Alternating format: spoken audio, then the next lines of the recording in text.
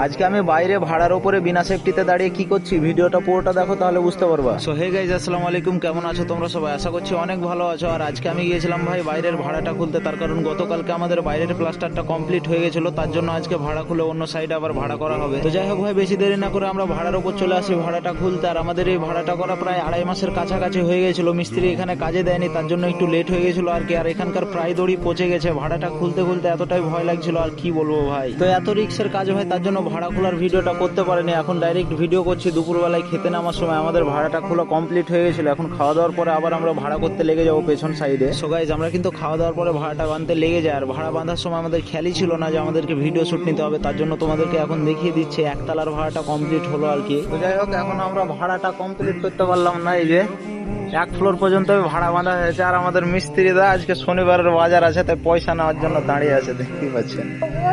পয়সা চাপ ক্যাশ এখন আমাদের মিস্ত্রির কাছে, দেখতেই পাচ্ছে যে এবার পয়সা লাগবে না, দেখতে দেন।